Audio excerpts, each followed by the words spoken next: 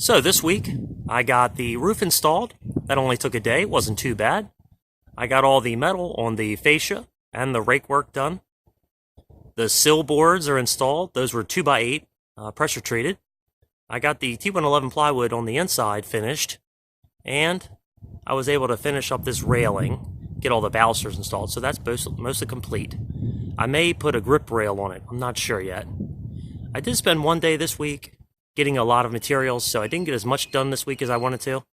And I'm filming this on a Thursday evening because tomorrow may be a washout. So if I do get something done, it'll be a little bonus at the end of the video.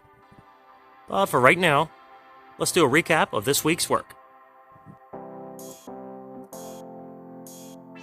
Alright, so I started out the week obviously doing some heavy broom work here. But I started out the week doing the shingle. So I wanted to get the roof done and get that completed so I didn't have any more potential water issues to be worried about.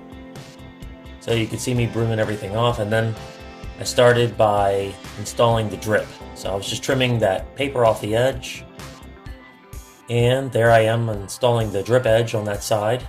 Just a tiny little piece I needed on both sides to finish both of them off. I just tacked it down with a roof gun. I built a house at one time using all hand nails doing a roof, and I'll tell you, a roof gun is really so much easier. But if you had to, you could do it by hand.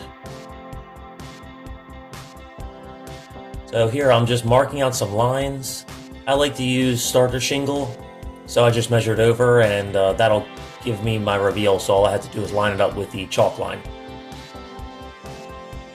And you don't have to worry about being so close on the edge if you run them up the rake line, because you never really see the cut shingle itself. So all you see is the starter shingle, so it provides a nice finish.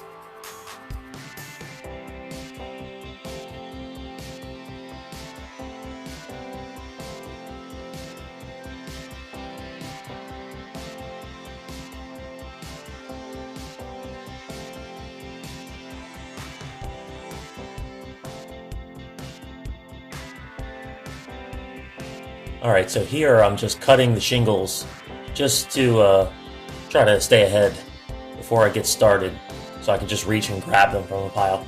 They make these shingles now in a meter length, so they're actually like 39.25 inches long. So I tend to do 29.25, 19.25, 9.25, and then a full shingle. So I just rotate that. I just cut those three lengths, and then I can usually use the waist cuts to do the other side, and that usually lays out well, and you have minimal waste. So this one worked out well. I just was able to take the pieces. Okay, so here I had a camera problem, so you missed me doing all the first couple rows there. You can see I already have most of the shingle at the bottom already done, but I'm just slowly working my way up. I like to work across a couple rows at a time. With these architectural shingles, you can pretty much just go right to the starter edge, and it lines up pretty well. Okay, I'm just using a hook blade to trim the edge off these shingles. I just installed them and left them long. And that went well. But like I was saying, okay, well, before I say that, I just wanted to kind of get a gauge line, and it was barely off. So as I was saying, the architectural shingles, definitely if you were doing a 3-tab, you need lines every so often. But with these architecturals, they're pretty good. You can almost go with them. Sometimes I'm more concerned about it smiling or frowning across the span of the roof than I am about it being off, because it's very easy to just go with the line marks. Like you can kind of see in the foreground there, that line right below the tar line on the middle of the shingle. If you just go with that, it usually lines up really well. So I just go a couple rows at a time and then install those full shingles. And as I work up, I just slowly get to a point where I'm at another full line, and then again I come back and trim it off just to stay ahead of it. There was one shingle row that was a pretty short piece of shingle on the side, but other than that, it was very easy. Everything very smooth.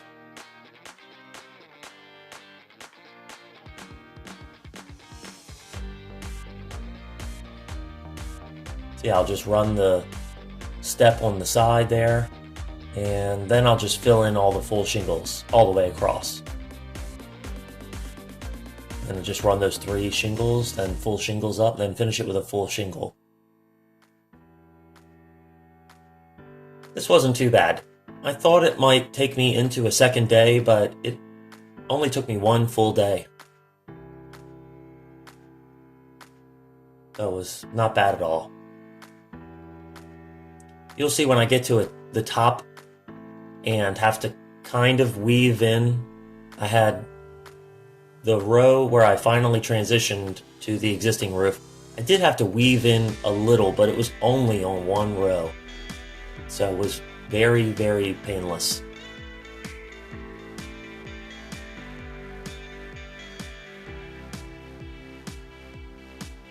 Once I got close enough, I knew exactly how many I needed. I just cut the rest, so I didn't have to do any more cuts.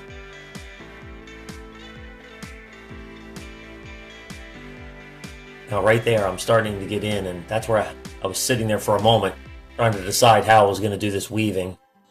And I just decided to go ahead and finish everything out except for the final row, because then I need to go back and pull all the existing, pull the shingles, the existing shingles. Here I am pulling the nails from the existing previous, or the next 2 courses. That way I can slip the shingle underneath. And then of course once I put the new shingle in, I have to re-nail it all. That way it's all secured under all the layers.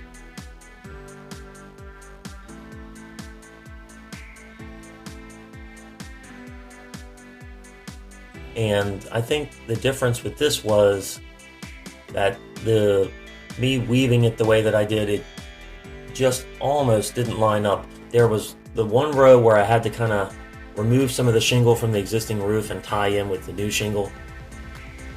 That row, it ended up being slightly short. So I had to cut a small piece and just kind of piece it in. But it was over top of a full shingle, so it wasn't an issue. Right in that area, I had to pull that shingle, and you can see it was a tiny gap where I had to cut a shingle, but it was over a full piece, like I said. So it wasn't an issue. And I don't know what happened. I missed the footage of me tarring it, but everything was tarred out and finished in that one day. So the following day, I started getting into seriously installing all the T111 on the inside. The homeowner really liked the look of how this finished out.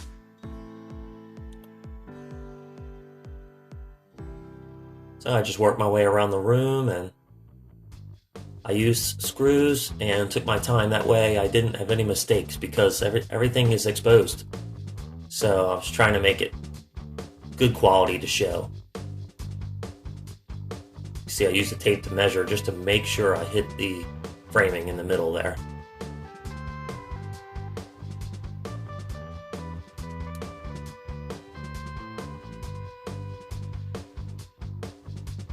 Might be a little bit of overkill with all those screws, but want to make sure that it stays flat and it doesn't kind of buckle, or it doesn't have any pops or anything like that over time. So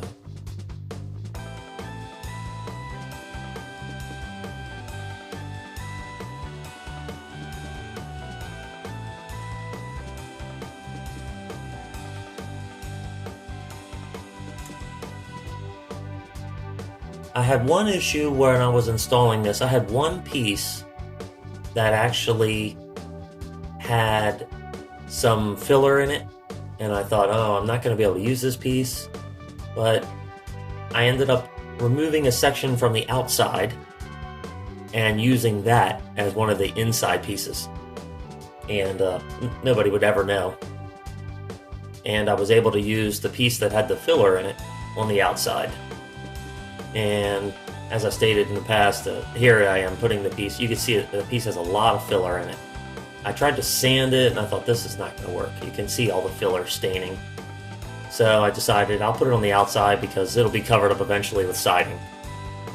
But on the inside, it needs to be clean. So I got lucky. Oh, okay, so here I'm starting to install the sill board. I decided I'm just going to cut kind of a mouse hole out right around the posts so there'll be a gap on the inside. And I talked to the homeowner and he said, no, it's fine. It's acceptable. There, you can see I've got all the cuts. Of course, the first time it did not fit.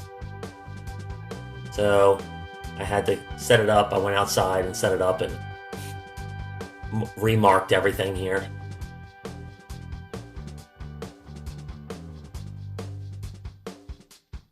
And that time it fit perfect. So I'm not sure what happened with that first set of marks, but it just didn't work out. And then I just took my time and screwed it down to the framing, just trying to make sure I maintain the reveals.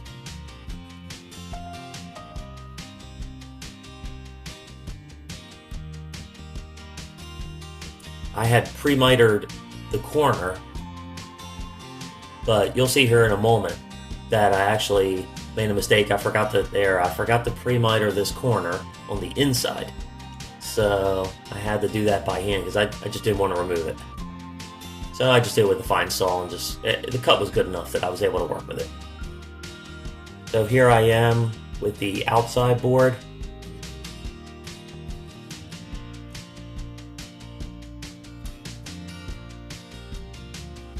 The reason I did this one next was because the one that would be, as you're looking at the shot right now to the left, that board, when I started to cut it, right at the edge of the miter, where the joint would join the previous board, there was a knot. And when I started to cut it with the saw, the knot blew out. So the corner was ruined.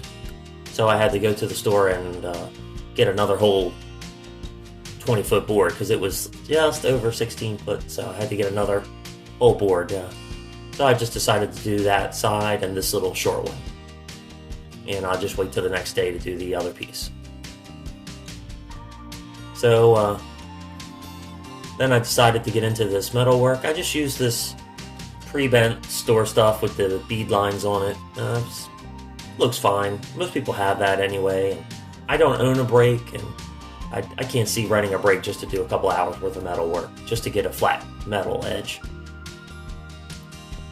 There's gutters all around this house because of the pyramid roof, so you'd never even know if they had or didn't have it. And it was so much easier.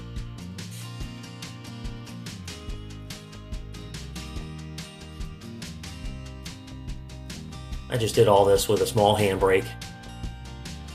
So here I just had to cut this long taper, and I tried my best, but again, the first cut, it was not right.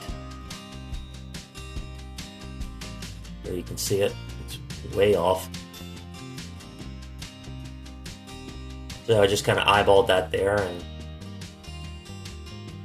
the second cut worked out well.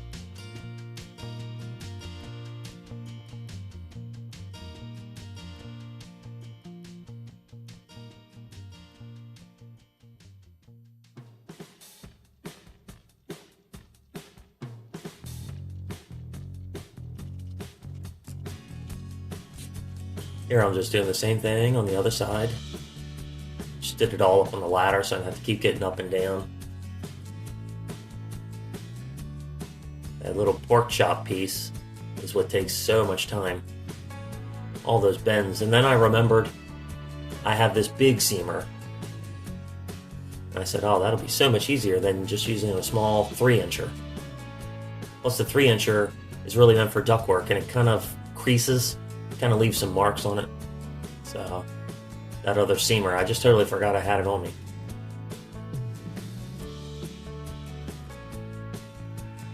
All I really need to do is measure back that diagonal, if you saw me with the tape there, and then seam that over so it lays flat. I played around with this for a while, I don't know why, but just to me, on the ladder, it just didn't look like it was in all the way. But and I stepped back and it was fine.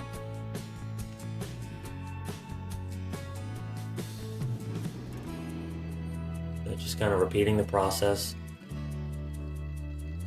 This one I'm pretty sure I got it right the first time.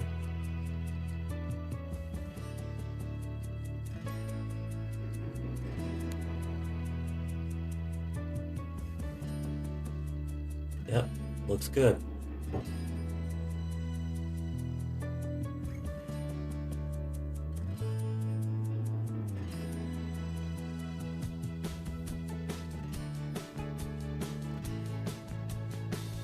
So, now that I got the rakes done, this is the easy part, just doing that fascia.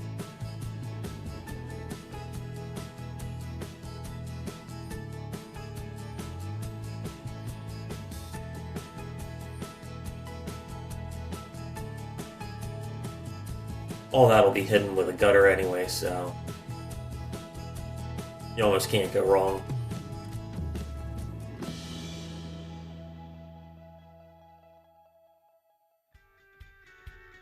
Okay, so at the last moment I decided I wanted to try to do something else, so I went ahead and cut this one piece of framing to rough in the door opening. I'm just going to use like a regular screen door, but I'll have to rescreen it because the homeowner wants gray screen. He prefers gray screen. He actually wanted the aluminum screen, but the screen system that I'm going to use, you can't actually use that in it, so I'm going to just use the gray colored fiberglass. So here I got the other board, I'm just laying it out, marking it out.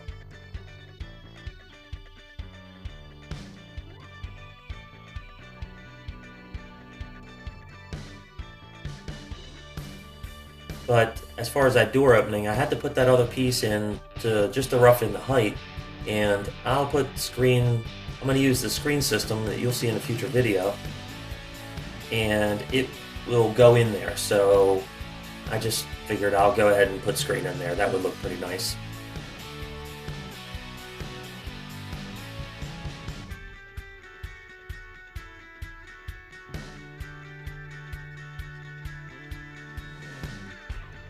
All this jigsaw cutting is what takes the time, because these boards just always come soaking wet. So it's so difficult to use, to do anything but a straight cut. Cross cut, I mean. I had to modify that miter a little bit just to make it fit tight.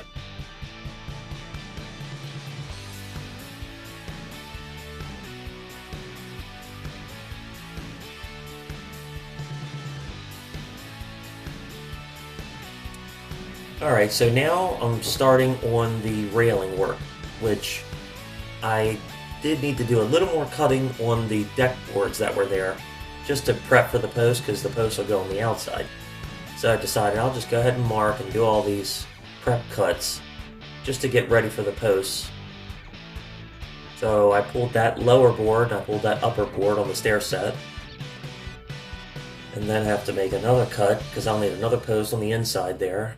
So it's a lot of posts just because they're on the outside.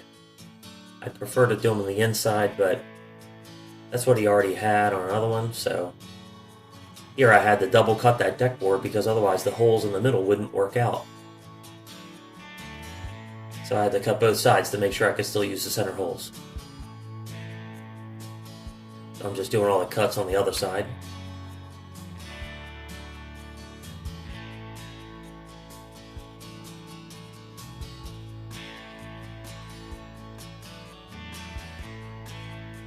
Now, I don't know what I was thinking when I ordered this lumber package. For some reason, I ordered all these 10s, and then I had those waste pieces. I ordered just a couple of them that were 10s, and I thought, you know, why did I order this? And then every other one was 8s. So I'm not sure why I did that. Well, you'll see here, I just used timber lock or ledger locks, or I think these are ledger locks. And so I decided it would look nice because it'll all show. I'll pre-drill it with the paddle, and then I'll pre-drill it with the drill bit. But in the end, I really didn't need to pre-drill with the drill bit. I started not doing that, and it went in fine. So you can see I use a stagger pattern and I kind of like the way that pattern looks. A stagger pattern at the top, and then I use the center at the bottom. That way you couldn't get splits in the lumber. So I remember that when there was a period around where I live where they started saying that you had to use a particular brand of hardware to actually, it was Simpson. It was a Simpson bolt, and it had a nut that would go on. And they said, no, you have to use this Simpson. You can't use carriage bolts. You can't use ledger locks. And they said you have to use that pattern so it doesn't split the lumber, because they wanted 3 instead of 2. So they eased up on that, and now you can use the ledger locks. So I just still kind of use that pattern. I like the way it looks. And you get 3 instead of 2, so I'm all for more hardware. Now on those lower ones there, those lower posts, I could only really do 2. It just wasn't practical to do any more than that. So that's why I anchored it down to the ground, and once it's tied in with the railing, it's pretty solid. So I wanted it to look like that sill continued out. So I cut those posts long, and I said, well, I'll just cut them all once I have them in place. So this is me cutting them. I leveled over from the bottom of that sill board. So I want it to look like it's continuous. The railing is continuous to the sill.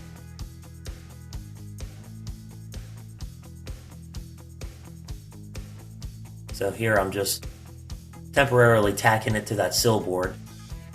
And I'll come back later, just like this one here as it wraps around to the left. I'll put that board on and temporarily tack it up. And then later I'll come back and set the post at the corner and tuck it up to the actual railing, the railing sill.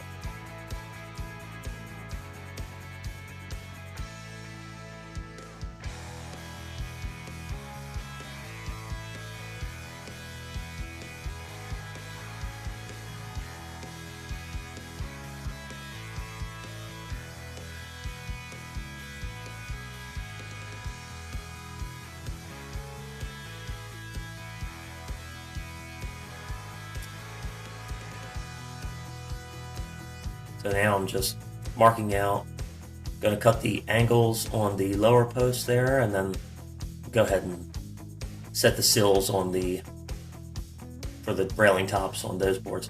That battery finally just died, and I said, forget it, I'll just get the corded saw.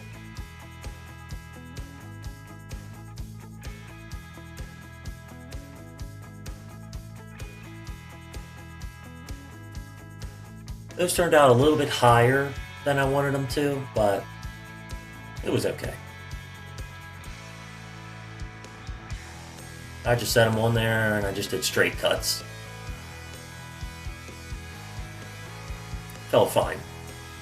So there I'm measuring all the posts and cutting up these last couple posts that I need. And again, I got one of these 10s, so I got that waist, but at that point, I was ready to just go ahead and get them all cut and get it all done, so I'm not going to go to the store and return it, just a waste of time.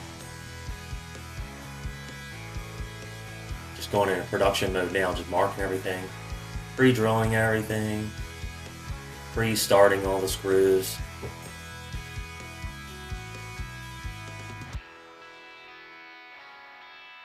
So I lost some footage here because now you can see the posts are installed, and I've started installing the railing boards, the 2x4s. So I got all those installed, and then after that I can start on all the balusters. I was really in a rush to get this done because the homeowner was having an event here on the Saturday, and as I stated earlier, I was really thinking I was going to get washed out on Friday. So I thought I need to get, they really wanted railings for some of these ladies that would be coming over, just so they'd feel a little more safe going up and down the stairs.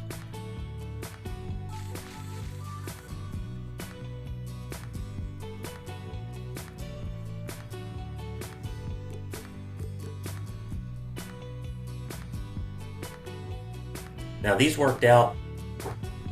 If anyone's done balusters, they know that sometimes you can center start, or sometimes you have to half center start.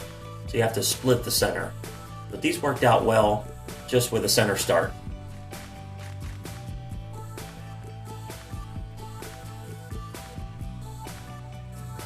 That was a friend of the homeowners there that will come over.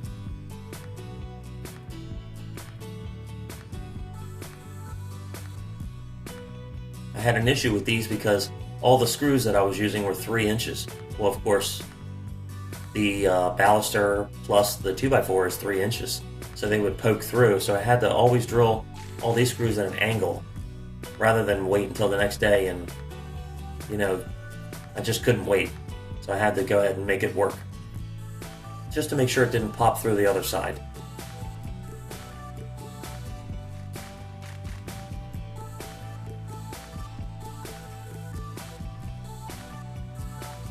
Oh, they went in pretty well. So, this is bonus footage here, because it didn't actually rain on Friday. There you go, it didn't rain, so so I forgot I even put that in there. So I started off this day by deciding I was going to try to deal with the gutter work, because I can't do any of the plywood until I trim those gutters off. So I started pulling some of the screws on the gutters and said I'll just go ahead and trim this gutter and try to get it all buttoned up, get it sealed before it rains, because it did rain later in the day, but when I was there I just got lucky and it didn't rain until like the afternoon. Okay, so here I had to clean the inside of the gutter because it was just so dirty. I couldn't even adhere the sealant to it. So I just kind of wiped it down, and then I went and riveted that on. Of course, then I don't know why you always need to have like a pair of like vice grips, to squeeze that top to get those end caps to slip on. Then I just drilled it and riveted it.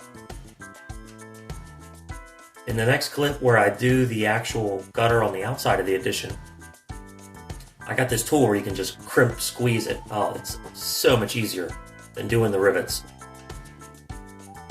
I'll probably never do the rivets again on the gutter. It's just so much easier.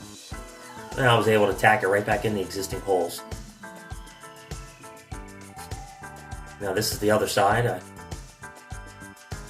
I got lucky because that beam that returns back on each side of the addition, basically the gutter just fell and sat right there, so made it really easy once I had it loose. There, I've already taken it out.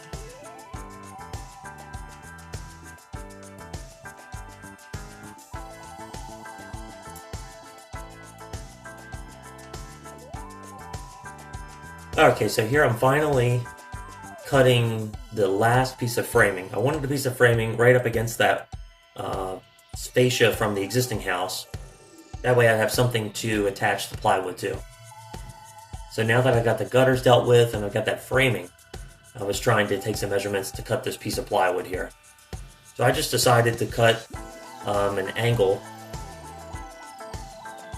and just kind of lay it in place, and then I could just cut a square line on that and then just kind of fake it. That was much easier than setting another piece in there. So I cut both pieces and said I'll just try it and see if it fits on the other one, and it did. So I knew I could just mimic it. So before I put this piece in, I actually went ahead and mimicked it.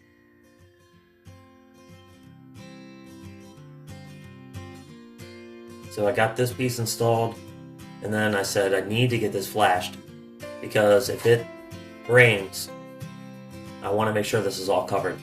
So at this point I just started trimming back all the shingles.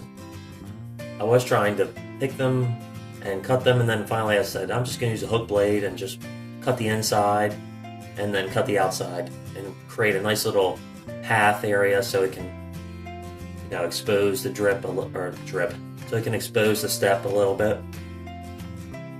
And I figured I gotta get this done, and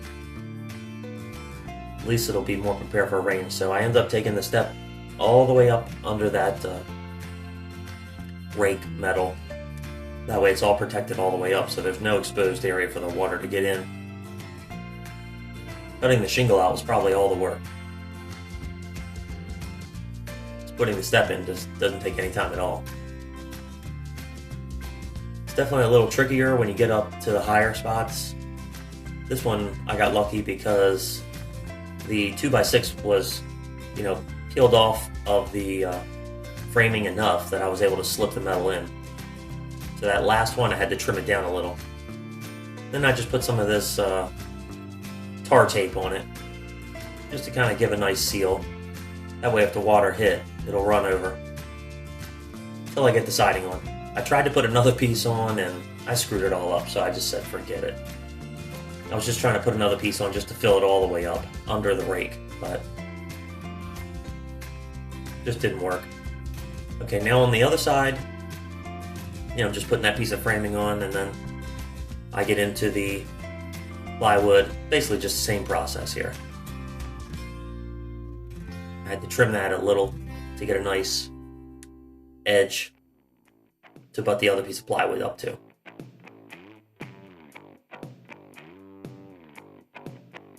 So in the end, I had to leave after I got all this step put on, because it was going to rain. It was very, very imminent raining. It rained maybe about within an hour of the time I left. So I got lucky. I just got all this done and got it all sealed up.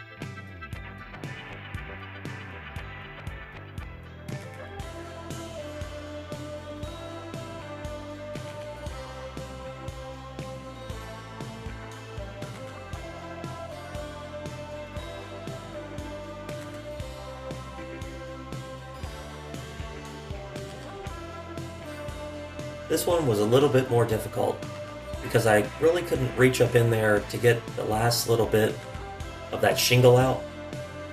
So the last piece of step flashing was a little more involved.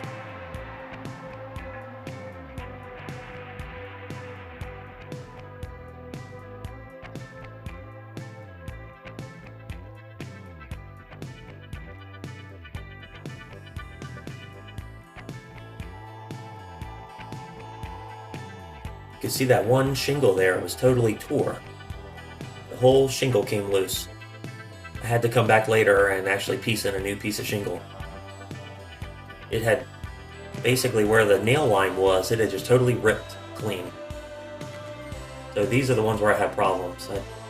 I just could not get that piece of stuff to slip in there, but I got it in finally enough.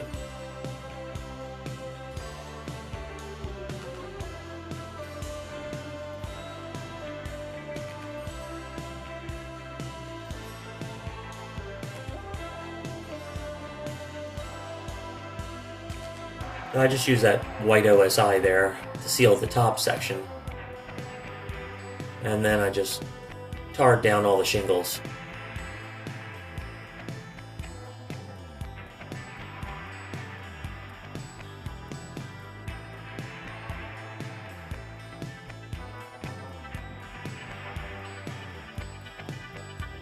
Okay, so thank you for watching. If you liked the video, please give me a thumbs up and subscribe to my channel. I'll see you next week when we almost get everything wrapped up.